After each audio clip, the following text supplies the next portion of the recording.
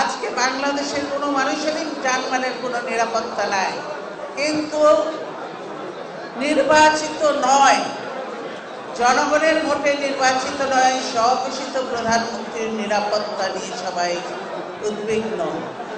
আজকে মসজিদে আজান, মাইকে আজান পর্যন্ত দিতে দেওয়া হয় না। কারণ কি? কারণ আমরা দেখছি মসজিদে আজান দেয়, আমরা আজানের অপেক্ষায় বসে থেকে আজান হবে, আমরা আজান শুনে নামাজ পড়ব, মানুষ সেই জন্য থাকে। কিন্তু হাসিনার নিরাপত্তার ক্ষেত্রে নাকি মাইকে মসজিদে আজান দেওয়া যাবে না। এই হলো এই অবস্থা। কাজে আমাদের দেশকে আমরা কোথায় নিয়ে যাচ্ছি? হাসিনা এইটা মতলব কি তাই সত্যি, নাকি এর পিছনে আরো কোনো উদ্দেশ্য আছে, কোনো নির্দেশ আছে যে বাংলাদেশের আজানটা শুধু মাইকে দেওয়া যাবে না, এখন শুধুমাত্র মসজিদের মধ্যেই দেওয়া হবে? এই অবস্থায় চলে গেছে।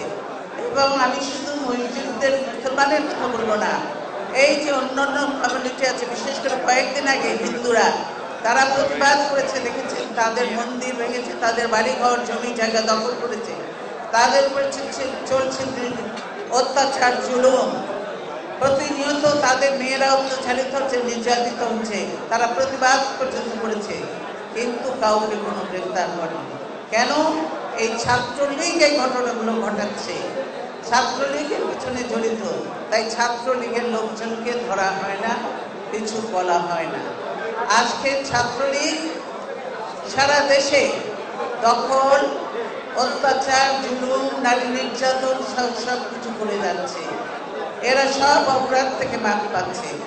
এমনকি আওয়ামী লীগের এখন মন্ত্রী আছেন 3 জন সাজাপ্রাপ্ত মন্ত্রী, তিনারা জেলেও নাই, জেলের বাইরে তিনা মন্ত্রিসভায়, বুঝতে পারেন তাহলে। আর আরেকজন তাদের ওখানে আছে এমপি, তাকে নাকি খুঁজতে পায় না, অথচ নাকি রোজ পার্লামেন্টে হাজিরা দেয়। তো পার্লামেন্টে যাচ্ছে, অথচ তাকে পুলিশ পায় না। আর আমাদের লোকজনকে পুলিশ যে কোনো জায়গা থেকে ধরে আনতে পারে, এটা কখনো মেনে নেওয়া যায়? এটা বিশ্বাস করা যায়? কাজেই বুঝতে পারছেন যে দেশে আইনের শাসন বলে কিছু নাই। আজকে ন্যায় বিচার নেই, দেশে মানুষ ন্যায় বিচার চায়, জুলুম অত্যাচার বন্ধ চায়।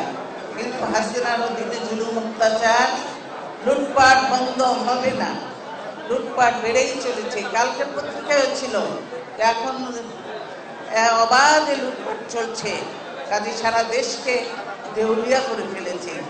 ব্যাংকগুলো থেকে এরকম ভাবে চুরি এর আগে আমরা দেখি নাই, শুনি নাই, কিন্তু ব্যাংকের প্রতিটি ব্যাংক থেকে এইভাবে চুরি হয়েছে হাজার হাজার কোটি টাকার, যার কোনো হিসাব নেই।